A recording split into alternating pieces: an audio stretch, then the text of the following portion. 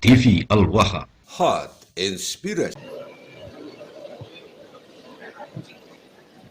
Bismillahirrahmanirrahim. Assalamualaikum warahmatullahi ta'ala wabarakatuh. Allahumma salli ala Sayyidina Muhammad wa ala ali Sayyidina wa maulana Muhammad. Yang saya hormati para kiai, masyayikh, para sepuh, Pak Camat, Paguyuban Kepala Desa, Forkopim Cam Kejajar, jajaran perangkat desa Tapak Banteng, NU, MWCNU, Banom, MWCNU, teman-teman Ansor, Banser, Fatayat, Muslimat, polisi, tentara, waduh banyak, mohon maaf tidak bisa saya sebutkan satu persatu. Bapak Ibu sekalian, langsung aja ini, hujan berkah. Amin. Saya tidak bisa berbahasa Jawa. Saya bisa berbahasa Jawa tapi bahasa Jawanya kasar, Surabayaan. Jadi nggak enak kalau nanti bahasa Jawa lambe mucuk gitu kan, nggak enak ya. Jadi bahasa Indonesia saja. Istri saya di mana ya? Saya sama istri. Oh ini. Saya nggak tenang kalau istri saya belum hadir di sini. Antara saya menghormati istri atau takut istri nggak jelas juga. Bapak Ibu sekalian, saya Islah Bahrawi, gak usah dipanggil Gus, biasanya saya dipanggil Cak. Saya bukan anaknya Kiai. Yang dipanggil Gus itu biasanya anaknya Kiai. Yang Kiai itu kakek saya. Kakek saya itu memang santri Mbah Yai Holil. Sama seperti santrinya, sama seperti Mbah Yai Hashim, juga santrinya Mbah Yai Holil Bangkalan. Saya juga nyantrinya di pondok pesantren Saikhona Holil di Bangkalan. Jadi saya nyantri lumayan lama tapi cuma numpang tidur aja. Ya alhamdulillah barokahnya masyayikh, para asatid, sehingga saya masih bisa berkiprah di dunia ke-NU-an sampai hari ini. Bapak Ibu sekalian, menjadi seorang Nahdien hari ini itu memang nggak begitu nyaman, Pak. Bukan hanya hari ini menjadi NU itu yang tidak nyaman. Zaman Belanda menjadi NU itu ya dimusuhi Belanda. Zaman Jepang ya dimusuhi Jepang.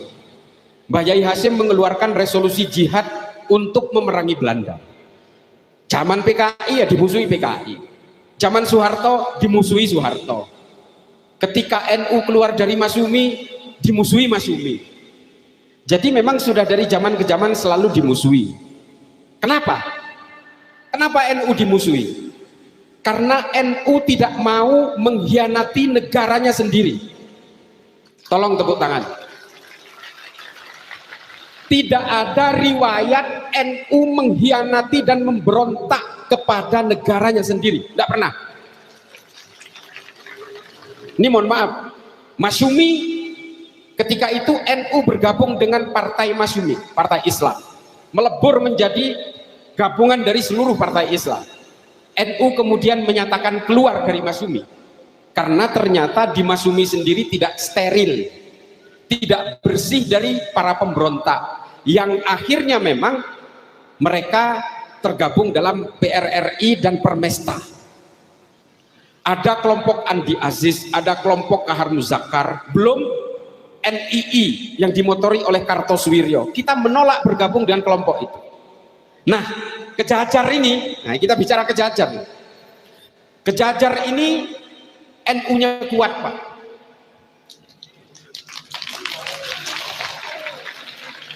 Iklimnya dingin. Ini favoritnya teroris, Pak. Saya menjadi tenaga ahli di Detasemen Khusus 88 Mabes Polri. Kurang lebih 6 tahun. Saya paham di mana teroris itu ingin bersembunyi. Mereka kalau tidak bersembunyi di tengah kantongnya NU, nyamar-nyamar, atau di daerah yang iklimnya dingin. Kenapa? Kalau mereka nyimpen bahan baku bom, tidak bahaya, Pak. Yang paling ditakuti oleh teroris itu adalah menyimpan bahan baku bom di wilayah yang iklimnya panas. Karena kalau di tempat yang wilayahnya panas iklimnya, bahan baku bom itu bisa meledak di rumahnya sendiri karena panas, bergesekan. Yang namanya TATP, termasuk magnesium, termasuk juga plutonium dan sebagainya, itu meledak di rumahnya. Banyak kejadian seperti itu. Sehingga apa? Mereka memilih tempat yang wilayahnya dingin seperti Kejajar. Alhamdulillah di Kejajar belum ada pondok pesantren Wahabi. Jangan kasih pintu, Pak. Mereka akan nyusup di situ. Karena bagaimanapun cikal bakal rahimnya terorisme itu Wahabi. Saya pertegas, cikal bakal lahirnya terorisme itu yang mengatasnamakan Islam itu Wahabi. Saya pertegas terus ini. Data menunjukkan itu. Tidak ada orang NU yang ditangkap oleh Densus 88. Belum pernah ada.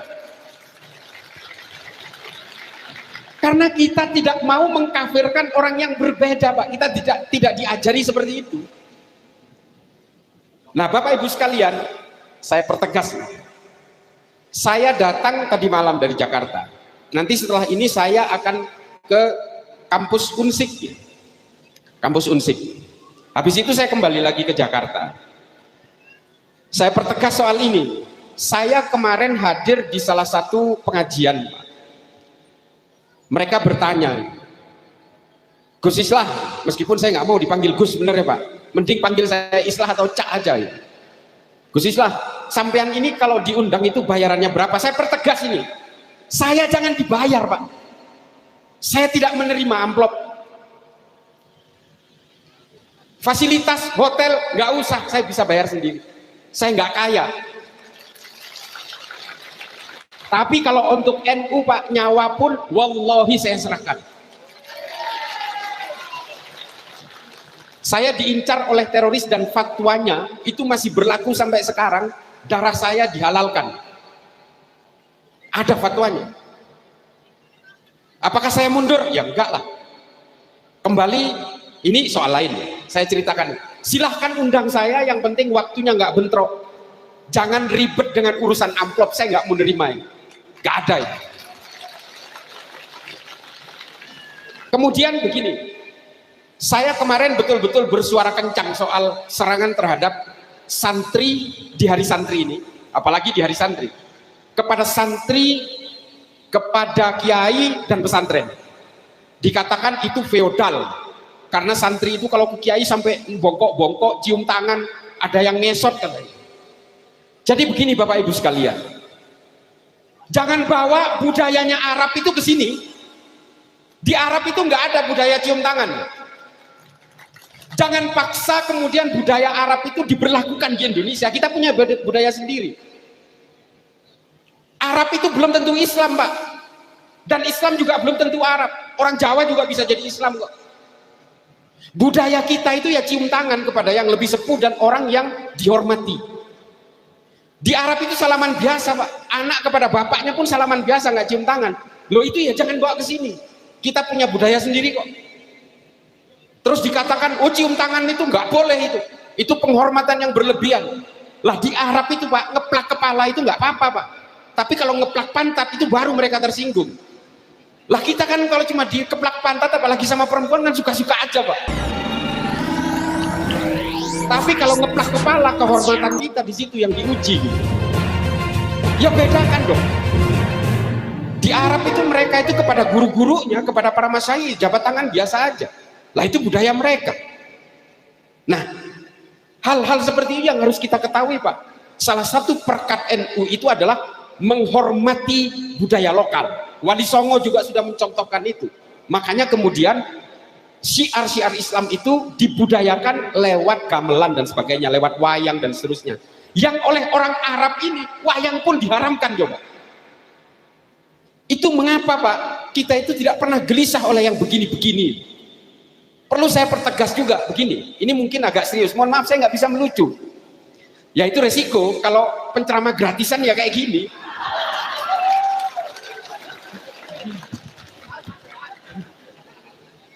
Jadi gerakan-gerakan politiknya orang Arab melawan penjajah itu yang kemudian dipaksakan ke kita. Mereka mengharamkan Pancasila. Pancasila haram. Tapi Indonesia harus berdiri di bawah khilafah. Ini kan politiknya orang Arab, Pak, yang dijejalkan ke kita. Mereka tidak paham sejarahnya Sahifatul Madinah, bahwa Rasulullah itu, orang-orang yang mengharamkan Pancasila itu karena dianggap Pancasila buatan manusia, makanya haram untuk dijadikan sebagai dasar undang-undang. Rasulullah itu membuat piagam Madinah itu juga bukan berdasarkan Quran, Pak, tapi dibuat berdasarkan kesepakatan dengan suku-suku dan pemeluk agama lain, yang kemudian disebut dengan Sahifatul Madinah itu. Bedanya dengan Pancasila apa? Ya nggak ada bedanya. Makanya di dalam Pancasila itu bukan la ilaha illallah Muhammadur Rasulullah, bukan, tapi ketuhanan yang Maha Esa. Kenapa begitu? Karena tidak semua orang itu beragama Islam. Orang-orang yang percaya kepada Allah itu, kepada Tuhan itu, bukan hanya orang beragama Islam, tapi juga pemeluk agama lain. Makanya kemudian dibuat kata-kata ketuhanan yang Maha Esa. Itu Sahifatul Madinah. Rasulullah juga melakukan hal yang sama ketika di Madinah. Kenapa? Karena di Madinah itu ada orang Yahudi, ada orang Kristen, ada suku Aus, ada suku Hazrat, ada suku Quraisy, dan seterusnya dan seterusnya. Ada orang Persia dan seterusnya. Kalau Nabi itu betul-betul menggunakan caranya teroris hari ini di Indonesia, maka dia akan membunuh orang Yahudi, dia akan membunuh orang Kristen, membunuh suku Aus karena Nabi ini suku Quraisy. Tapi Nabi kan tidak begitu. Semua orang yang bernaung di dalam satu negara harus dihormati semua, apapun sukunya, apapun agamanya. Kenapa? Kata Rasulullah, karena semua manusia apapun agamanya dilahirkan dengan harga diri yang sama. Kenapa kemudian agama kita berbeda-beda?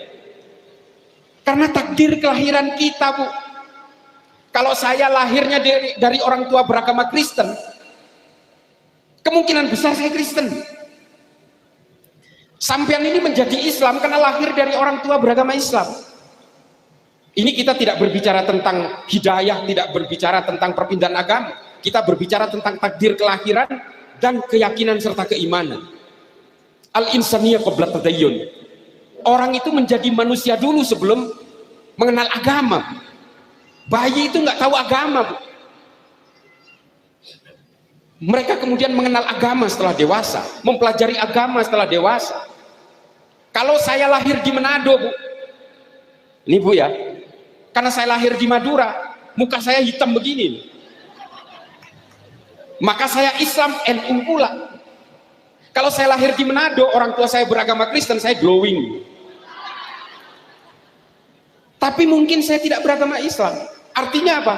Lalu untuk apa kalau takdir-takdir kelahiran kita yang menentukan agama kita itu, sehingga kita harus gelisah oleh perbedaan agama? Gak ada.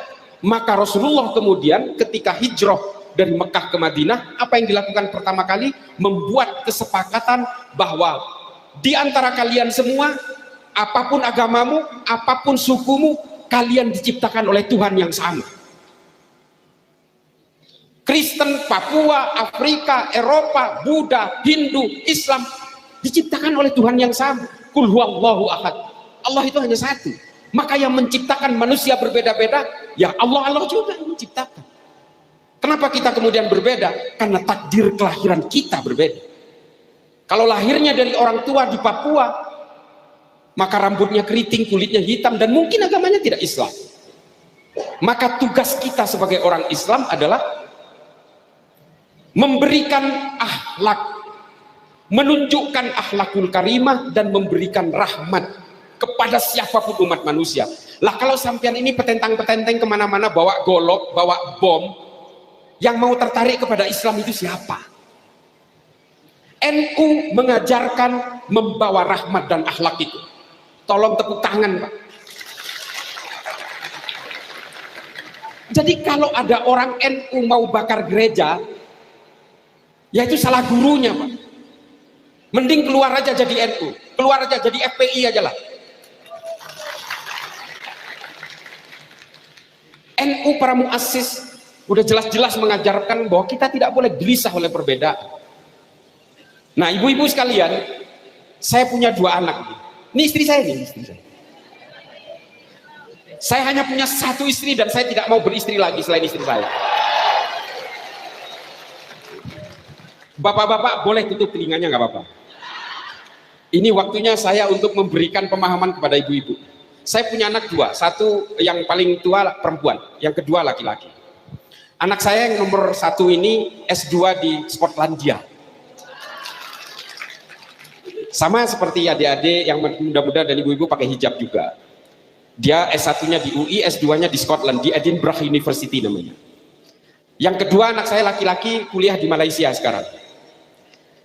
Nah, ibu-ibu sekalian, ibu-ibu hari ini nggak apa-apa ya Gus Ulil, ini Gus Ulil ini jagoan saya di Batsul Masail tentang produk-produk fikih dan pembahasan usul fikih. Hari ini ibu-ibu dan kalangan perempuan ini sebenarnya sedang menjalankan produk-produk hukum Islam yang dirembukkan oleh laki-laki, dipaksa untuk diberlakukan oleh laki-laki, dan semuanya menguntungkan laki-laki. Jadi ibu-ibu ini sekarang hukum Islam, hukum fikih yang mengikat ibu-ibu ini sebenarnya produknya buaya-buaya darat semua.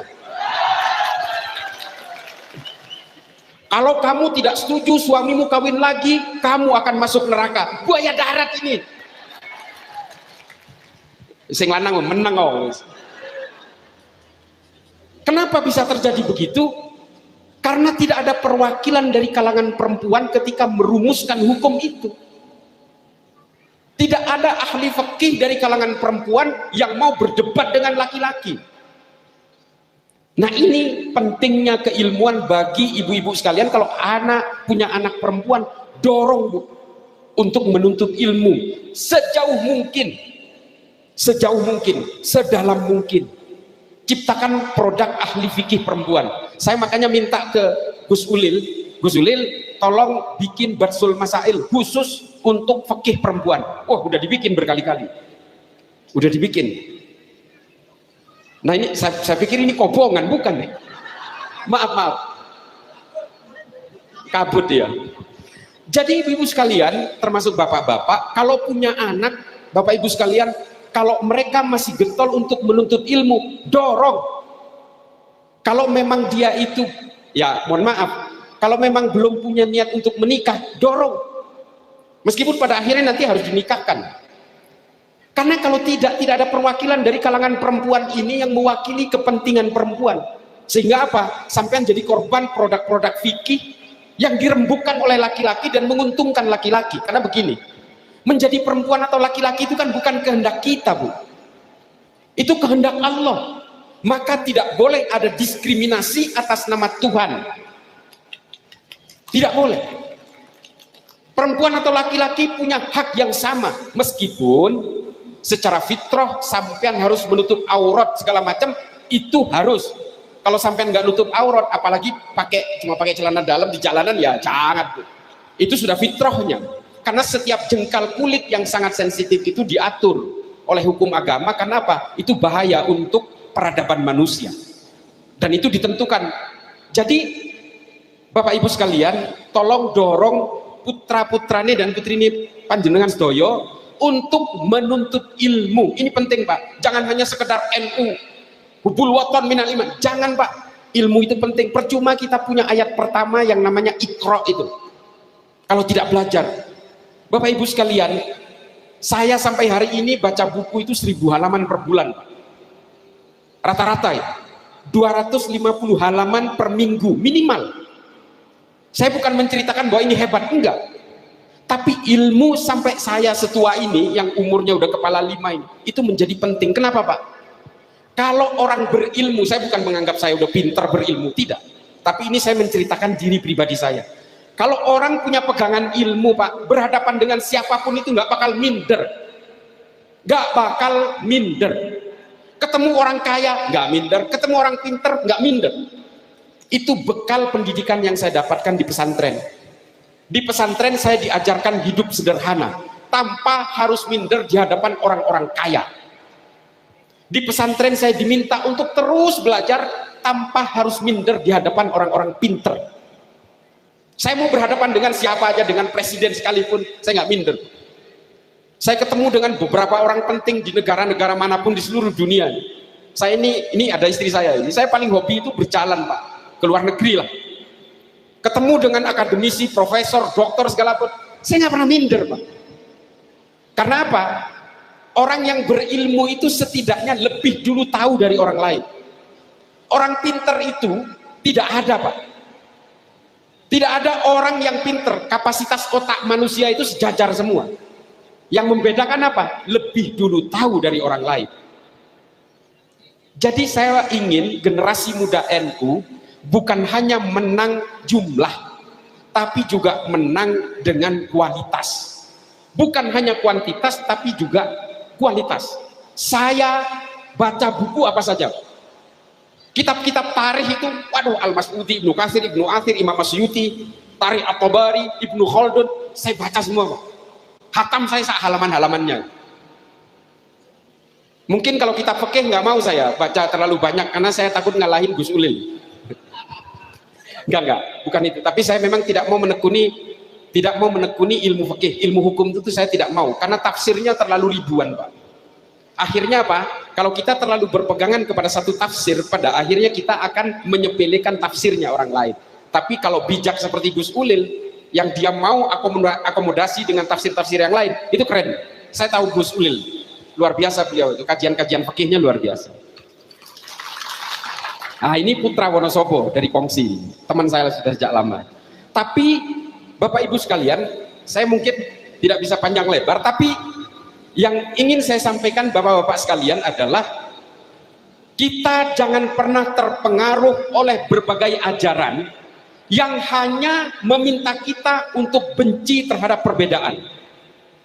Nah, Bapak-Bapak, ini saya kasih tanda-tandanya, karena saya di Densus 6 tahun jadi tenaga ahli. Apa sih ciri-ciri orang yang kemudian ingin menyuntikkan paham terorisme dan kebencian ini? Ini biasanya ada orang baru, Pak, datang bicara soal agama, temennya itu orang luar, Pak. Ketika teman-teman dari luar ini datang ke rumahnya, dia masukkan ke dalam rumahnya, pintunya dikunci, Pak. Ini sambil dilihat aja. Yang jelas dia itu tidak merokok, rokok haram. Yang jelas mereka tidak maulidan, karena maulidan haram. Dia tidak mau ziarah kubur, karena diharamkan. Gak mungkin dengerin musik, karena musik haram juga. Nah, teman-temannya ini biasanya diundang dari luar, dan dia itu ngobrol sambil bisik-bisik, Pak. Ini salah satu ciri-ciri dari kelompok seperti ini. Dan mohon maaf, Pak, kalau pernah dengar ada letusan di rumahnya dia, laporkan ke Pak Polisi. Dia berarti sedang melakukan uji coba. Dan dia biasanya memang tidak mau membaur dengan orang-orang yang belum dipastikan bahwa dia sama dengan saya. Dia nggak bakal mau. Dan sasarannya siapa? Nah, dia orang-orang NU. Kenapa sih kok orang NU terus yang disasar? Ada salah seorang sarjana, Pak, namanya Phil Caruso, dari Tillman Scholar dari Harvard University. Sekolahnya di Amerika, tapi dia membuat penelitian di Indonesia. Kata dia ini sederhananya begini: kalau ingin menumbangkan Indonesia, kalau ingin menumbangkan Pancasila, maka Nahdlatul Ulama harus dirubuhkan lebih dulu. Ini hasil penelitian, Pak. Kenapa? Karena satu-satunya ormas yang mau mengakui Pancasila pada tahun 1982 itu hanya Nahdlatul Ulama. Ini sejarah. Ormas lain belum mau, Pak. Ini mohon maaf. Muhammadiyah itu 2002, Pak, baru mau mengakui. NU itu sudah mengakui bahwa Pancasila itu adalah asas tunggal dalam setiap entitas di Indonesia tahun 1982. Meskipun terjadi perdebatan sengit pada masa itu, tapi pada akhirnya secara aklamasi NU mengakui Pancasila sebagai asas tunggal organisasi. Nah, ini kemudian yang menjadi NU itu target dari kelompok-kelompok yang menganggap bahwa Pancasila ini haram. Yang pada akhirnya secara ubudiyah dan amaliyahnya sama, tapi dia anti Pancasila, akhirnya memilih berpisah, membuat organisasi sendiri yang namanya Front Pembela Islam pada tahun 1999. Ini saya ceritakan, Pak. Mereka cara beribadahnya sama. Mereka maulidan juga, mereka sholawatan juga, Idul Jawahir itu mereka hafal. Tapi karena mereka tidak suka Pancasila, mereka memilih berpisah dari NU. Produknya apa? Ada orang yang beramaliyah dan beribadah seperti NU tapi pernah ditangkap Densus 88, ya FPI ini. Ada 4 orang anggota FPI yang pernah ditangkap Densus, namanya kelompok Hussein Hasni. Dia ingin meledakkan bom di 6 tempat di Jakarta dan Bogor, di Jakarta dan Bekasi, karena tidak terima Habib Rizik ditangkap di sini. Ditangkap oleh Densus. NU, bukan FPI, Pak. Amaliyah dan Ubudiahnya hampir sama, tapi karena mereka anti Pancasila, ya ditangkap. Ini perbedaannya, Pak.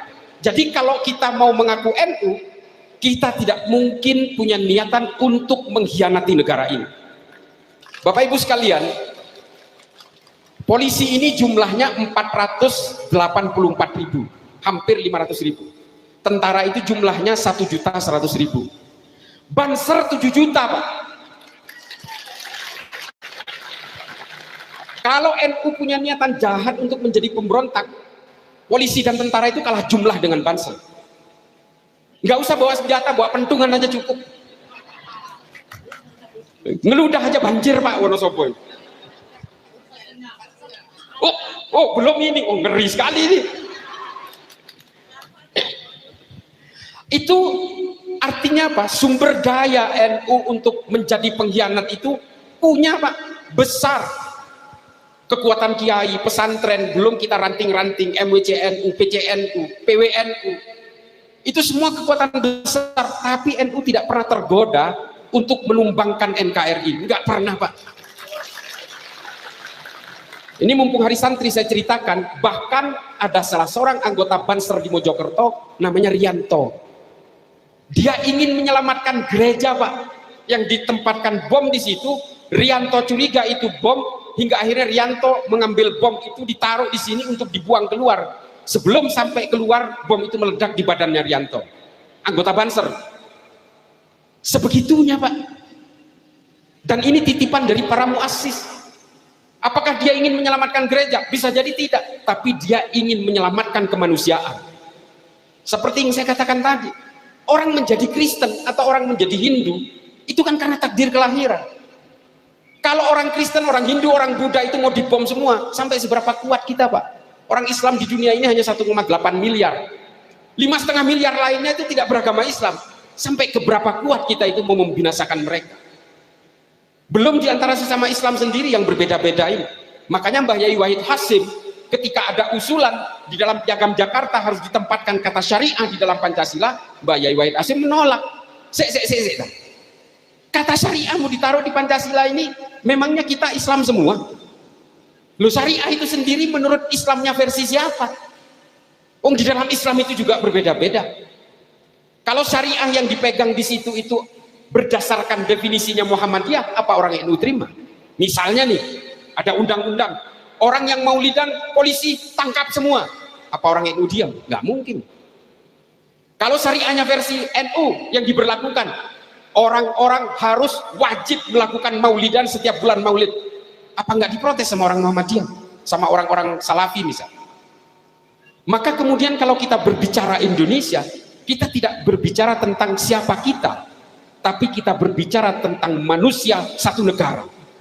Konsep ini sudah ditulis pada abad ke-14 oleh seorang ahli sejarah dan politik namanya Ibnu Khaldun dalam kitab Al-Muqaddimah. Adik-adik harus baca ini, yang masih muda, yang masih belajar. Mengapa Indonesia membuat Pancasila? Supaya tahu akar genealogisnya, baca Al-Muqaddimahnya Ibnu Khaldun. Ada sambungannya nanti, Al-Ibar namanya, tapi itu rumit lagi, lebih rumit lagi. Jadi baca Al-Muqaddimah, jadi tahu kita, oh Pancasila ini sebenarnya dari mana sumbernya. Bapak Ibu sekalian, soal peradaban ini hari santri kan soal peradaban dunia. Ini yang paling terakhir saya selalu sampaikan kepada adik-adik, ibu-ibu yang punya anak, tolong sampaikan. Di Arab itu, Pak, Bapak Ibu sekalian, ini ada istri saya, ini buktinya gitu, bahwa saya pernah melakukan perjalanan ke Uni Emirat Arab, saya pernah melakukan ke Tunis, saya pernah ke Maroko, saya pernah ke Libya, ke daerah-daerah konflik di mana Islam itu selalu bergejolak. Saya pernah ke Somalia, saya pernah ke Mozambik, saya pernah ke Mali, saya pernah ke Chad, saya pernah ke Burkina Faso. Itu adalah tempat-tempat di mana umat Islam itu berkonflik. Kenapa kok mereka berkonflik? Karena bodoh, Pak. Karena orang Islamnya nggak punya ilmu. Jadi dihasut apapun mudah bergerak. Mereka disuruh bakar rumahnya tetangga yang beragama Kristen, dia mau atas nama agama. Meskipun saudaranya sendiri dibantai, Pak. Karena apa? Mereka tidak punya pemahaman, aklinya tidak jalan. Yang disodorkan hanya naklinya. Ini bahaya kalau sampai diberlakukan di Indonesia. Nah, Bapak Ibu sekalian, keilmuan ini menjadi penting. Anak-anak muda di Arab hari ini rata-rata mulai meningkat yang tidak percaya bahwa Allah itu ada. Bukan hanya tidak percaya agama, Pak, tapi tidak percaya adanya Tuhan. Banyak. Bahkan orang Saudi itu masih banyak yang belum naik haji, Pak. Kita di sini ingin naik haji semua. Bagaimana cara, kalau perlu ngutang-ngutang, kalau perlu sawah digadein, karena saking pengennya naik haji. Di Arab, orang Arab Saudi, orang Jeddah, banyak yang masih belum naik haji. Kenapa? Karena menganggap ini hanya ritual keagamaan. Coba cek itu, yang pernah di Saudi menjadi TKI, coba cek. Bisa jadi majikannya belum pernah naik haji. Karena mereka tidak mau itu. Kalau musim haji, Pak, kan orang Islam sedunia kan datang ke Saudi. Dia malah berlibur ke Amerika, ke Eropa gitu di musim haji. Itu majikan-majikan di Arab Saudi begitu. Jadi Bapak Ibu sekalian, ilmu ini menjadi penting. Kenapa? Karena kita tidak lagi memahami ilmu tentang saintifik. Hari ini ada buku, Pak, yang ditulis oleh motor ateis, udah meninggal orangnya, udah mati, namanya Stephen Hawking. Dia mengatakan begini, alam semesta ini terjadi karena ledakan besar. Bohong kalau kalian itu masih percaya bahwa alam semesta ini diciptakan oleh Tuhan. Tuhan itu hanya diciptakan sendiri di dalam otak kamu supaya kamu takut. Ini kata Stephen Hawking. Apa yang bisa menciptakan alam semesta ini? Teori fisika namanya mekanika kuantum, quantum mechanics. Karena ledakan besar antara kutub positif dan kutub negatif listrik yang kemudian menciptakan black hole and Big Bang Theory namanya. Saya baca bukunya itu, ada 3 jilid, hatam saya. Nah, buku-buku seperti ini yang dipercaya oleh anak-anak muda Muslim hari ini di Arab ataupun di Indonesia. Kenapa mereka percaya? Karena tidak ada ulama yang melawan. Tidak ada, Pak. Ulamanya semua asik berpolitik. Semuanya tentang siasat. Padahal Islam itu pernah jaya sejaya-jayanya dengan ilmu pengetahuan. Kita punya Ibnu Sina, Al-Khawarizmi, Jabir Ibnu Hayyan, Abu Bakar Ahmad Ad-Dinawari, Al-Kindi, Al-Farabi. Ini adalah ilmuwan-ilmuwan semua, Pak. Ini yang menciptakan, yang mencari tahu kenapa oksigen tipis semakin ke atas, kenapa kemudian kabut itu lebih sering datang ke kejajar. Ini yang menemukan teori oksidasi, teori penguapan. Mengapa tadi terjadi hujan, mengapa kemudian hujan sekarang berhenti. Yang menemukan teori oksidasi itu namanya Jabir Ibnu Hayyan, orang Islam, Pak, abad ke-11. Yang menemukan angka 0 dalam matematika itu orang Islam, Pak, namanya Al-Khawarizmi. Coba, yang menemukan notasi musik do re mi fa sol la si do itu orang Islam, Pak, namanya Al-Kindi, Ibrahim Al-Mausili dan Al-Farabi. Islam itu. Dan karena ulama kita lebih sibuk ngurusin soal politik, maka yang dilahirkan oleh Islam hari ini bukan lagi Ibnu Sina, bukan lagi Al-Khawarizmi, bukan lagi Jabir Ibnu Hayyan, tapi yang dilahirkan itu Osama bin Laden, Abu Bakar Ba'asyir, Oman Abdurrahman, itu yang dilahirkan. Kenapa? Karena kita sibuk dengan mimpi politik. Nah, Bapak Ibu sekalian, anak-anak kita dorong mencari ilmu itu. Ada salah seorang ulama, nulisnya itu 250 tahun yang lalu, Pak. Namanya Syekh Muhammad Thohir bin Asyur dari Tunis, membuat tafsir Al-Quran namanya At-Tahrir wa Tanwir. 250 tahun yang lalu dia sudah nulis bahwa alam semesta ini tercipta karena ledakan besar. akibat sambaran hujan dan petir. Coba itu dari surat Al-Hud dan Al-Ankabut.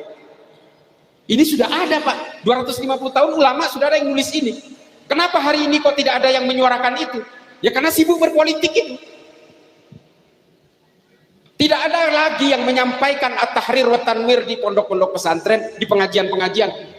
Ada 12 volume buku tafsir ini dan saya sudah baca Pak. Makanya hari ini saya suarakan. Mari kita kembali ke ilmu pengetahuan generasi muda NU ini. Supaya kita bisa ikut serta dalam dalam peradaban manusia. Kalau enggak kita jadi sampah. Sampean tahu Huawei, merek HP ini. Saya ceritakan nih supaya sampean tergugah semua. Supaya anak-anaknya didorong. Kalau kita udah telat Pak, udah tua. Huawei itu, merek handphone Cina itu, sudah membuat handphone yang akan dilepas tahun 2040. Tahun 2040 handphonenya udah diciptakan dari sekarang Pak. Modelnya seperti apa? Microchip mesinnya handphone itu ditanam di dalam kepala Pak. Jadi kalau besok-besok orang mau nelpon, itu tinggal ngomong sendiri aja, monitornya ada di kacamata. Jadi kayak orang gila aja ngobrol sendiri gitu. Karena speakernya udah ditanam di dalam telinga kita, di saraf gendang telinga kita sudah ditaruh, dan mikrofonnya sudah terintegrasi dengan telinga itu. Jadi orang bisa ngomong sendiri. Saya misalnya mau nelpon istri saya, istriku, ya udah terkoneksi langsung terhubung Pak. 2040. Lah sampean kan masih pegang banana pisang itu, Nokia pisang itu masih. Dan sampean kerjaannya kan tuker tambah di konter-konter itu. Orang Cina sudah memikirkan ke sana Pak. Kalau orang NU tidak menekuni peradaban manusia masa depan, ya bapak-bapak sekalian akan ketinggalan dan menjadi sampah peradaban Pak. Hanya dimainkan oleh Cina, dimainkan oleh Amerika, Eropa. Perang, damai. Sama seperti Israel hari ini dan Palestina. Jadi Bapak Ibu sekalian, kita harus pinter, kita harus cerdas supaya kita bisa memahami. Lah kita sekarang ngelihat mobil listrik aja rada heran Pak. Sementara di Cina hari ini Pak, di Cina ini ada tambang batu bara yang tidak ada manusianya Pak. Ada kurang lebih 500 truk tanpa supir yang bergerak 24 jam. Ekskavator itu bekerja sendiri tanpa supir. Semuanya menggunakan teknologi artificial intelligence. Cina Pak. Dan Cina sekarang sedang mengembangkan mobil magnetis. Nggak pakai jalan Pak, dia ngawang Pak. Di atas jalan kurang lebih 1 meter 20 cm. Jadi dia nggak perlu aspal Pak. Itu Cina sedang mengembangkan itu, BYD. Coba kalau kita ke Shanghai atau ke Chengdu atau ke kota-kota besar di Cina, itu taksi nggak ada supirnya Pak. Sampean duduk itu ya ketemu dengan setir aja, nggak ada supirnya. Itu udah ada hari ini. Coba bayangkan kalau taksinya itu misalnya taksi kejajar gitu, ada logo NU-nya, keren sekali. Coba. Jadi kita tidak boleh ketinggalan. Saya dan istri saya kan sering melakukan perjalanan. Kami ke Inggris sudah berkali-kali dengan istri saya. Kita kadang-kadang heran sendiri Pak. Kita heran sendiri Pak dengan apa yang terjadi di sana itu. Betul-betul ini kalau nanti hari kiamat seperti apa sih dunia ini? Di sana itu kita sudah tidak berhadapan dengan manusia Pak, apapun. Nah, anak-anak muda NU, adik-adik, anak-anakku semua ini, mari kita tekuni ilmu itu. Tapi setidaknya kita mulai dari hukum-hukum fikih dulu lah, supaya kalian tidak jadi korban buaya darat. Jadi Bapak Ibu sekalian, yang ingin saya dorong adalah bahwa kita berada di dalam satu kecamuk peradaban yang semakin tidak menentu Pak. Iran, nah ini saya bercerita Iran, jangan dituduh Syiah saya karena menceritakan Iran. Kenapa kemarin perang Israel dan Iran itu bisa menjebol Tel Aviv? Pelurunya Iran itu bisa nyampe sampai ke Israel, padahal jaraknya itu hampir 1.500 km. Dari sini sampai Bima Pak jauhnya, sampai ke NTB, ke Lombok. Kenapa bisa sampai? Karena kecepatan peluru kendalinya Iran, jarak 1.500 km itu hanya ditempuh dalam 6 menit 27 detik. Coba Pak, sampean ada di sawah, ada peringatan kita diserang Iran, sampean belum sampai ke rumahnya yang jaraknya mungkin perjalanannya 10 menit, rumah sampean udah hancur dong. Itu dialami. Artinya apa? Ini soal ilmu pengetahuan. bukan soal perangnya. Ini Iran, Pak. Itu kenapa senjata pertahanannya Israel tidak bisa menangkis Iran, karena kalah cepat, Pak. Hanya sekedipan mata tiba-tiba menghantam. Air defense sistemnya Israel itu nggak bisa ngejar. Ya gimana angkot mau ngejar mobil balap, gitulah kurang lebih. Nah ini ilmu pengetahuan. Saya tidak mau menyanjung-nyanjung orang Iran, tapi dari dulu orang Parsi ini dalam soal keilmuan itu memang mendominasi. Mereka Islam, terlepas Syiah Sunni saya nggak mau ikut-ikutan, tapi setidaknya mereka menamakan dirinya sebagai negara Republik Islam Iran. Nah kita harus kayak begitu, Pak. Jangan hanya wah Syiah itu kafir, jangan hanya itunya yang kita lontarkan. Kita harus belajar bagaimana orang Parsi itu kok bisa pinter gitu. Abu Bakar Ahmad Ad-Dinawari orang Parsi, Pak, yang menemukan tumbuhan beracun, yang menemukan tumbuhan ini harus dimasak kalau mau dimakan, ini bisa dimakan tanpa harus dimasak. Itu namanya Abu Bakar Ahmad Ad-Dinawari. Nama kitabnya An-Nabat. Kata nabati itu diambil dari judul kitabnya Abu Bakar Ahmad Ad-Dinawari. Yang menemukan kentang harus direbus, nih di sini. Itu Abu Bakar Ahmad Ad-Dinawari. Yang menemukan pupuk kompos. Orang Eropa itu nggak ada apa-apanya, Pak. Yang menemukan bahwa kotoran ternak itu harus bisa dijadikan pupuk, itu Abu Bakar Ahmad Ad-Dinawari, abad ke-10. Coba bayangkan. Itu Islam semua. Angka 0 dalam matematika, coba. Orang kan nggak berpikir, Pak. Kalau Al-Khawarizmi tidak menemukan angka 0, kita nggak punya duit ribuan itu. Jutaan nggak punya. Jadi mari kita kembali ke kejayaan Islam yang dulu, terutama kalangan Nahdien ini lewat generasi mudanya, untuk menekuni ilmu pengetahuan. Kita kan hari ini hanya menjadi pembeli aja, Pak, nggak bisa jual. Hanya pembeli kita ini. Kita itu hanya dijadikan pasar. Sampean yang bikin ini pupuknya kentang, pupuknya kol segala macam itu, sampean pikir itu buatan Indonesia? Bahan bakunya tetap masih dari Cina, Pak. Jadi soal peradaban manusia, peradaban dunia harus kita mulai dari santri, dari adik-adik anak-anak kita yang belajar itu. Bagaimana diskriminasi kepada kalangan perempuan. Rasulullah itu haji hanya sekali, Pak, Ibu sekalian, Bapak Ibu. Haji hanya sekali seumur hidup. Haji wada itu haji pertama dan perpisahannya Rasulullah sebelum wafat. Khutbahnya tentang apa? Tentang hakun nisa, hak-haknya perempuan. Jadi Nabi itu betul-betul berat supaya perempuan ini tidak menjadi korban diskriminasi dari kalangan laki-laki. Dari dulu Rasulullah itu selalu memikirkan soal kehormatan itu. Jadi Bapak Ibu sekalian, mari kita dorong anak-anak kita untuk menekuni ilmu. Oke, kita menjadi petani kentang, tapi alangkah baiknya suatu saat kelak anak-anak kita punya pabrik pengolahan kentang. Itu kan keren itu. Menjadi pesaingnya Indofood, keren. Jadi ini yang kita cari-cari. Waduh, saya seneng. Ini saya penggemarnya cari-cari, Pak. Saya bukan berarti panitia nanti nyediain cari-cari, enggak. Udahlah, saya nggak perlu dikasih apa-apa. Saya berangkat ke sini aja lah pokoknya. Jadi hal-hal seperti ini yang harus kita, supaya kita betul-betul bisa ikut serta dalam peradaban manusia. Bapak Ibu sekalian, bukan saya berarti ingin, karena sampean mungkin hanya hidupnya di Kejajar, Wonosobo, paling jauh ke Jakarta misalnya. Bukan itu. Saya sudah berjalan ke hampir setengah bumi ini, Pak. Tahun. Saya Amerika Latin itu hampir semua negara besarnya sudah saya pernah datangi. Asia Selatan sudah, Afrika sudah, Eropa belum. Hanya ke Inggris. Tapi kalau kita membukakan mata di dunia lain itu, di dunia luar itu, betapa peradaban manusia itu sudah sedemikian tinggi, Pak, tingkatannya. Jauh, Pak. Nah, oleh karena itu, mari kita mulai dari NU, kita mulai dari kalangan Nahdien paling tidak, karena kita menang secara kuantitas, maka kita harus lipat gandakan secara, gitu ya. Itu saja, karena saya harus bergeser ke Unsik. Mudah-mudahan kalau ada kesalahan dari saya, ini menjadi teguran buat saya yang fakir ilmu ini, dan bisa menjadi maslahat bagi siapapun yang berada di dalam majelis ini. A'udzubillahi minasyaitonirrajim. Bismillahirrahmanirrahim. La nufarriqu baina ahadin min rusulih wa qalu sami'na wa ata'na ghufranaka rabbana wa ilaikal masir. Wallahul muwaffiq ila aqwamit thoriq. Wassalamualaikum warahmatullahi taala wabarakatuh.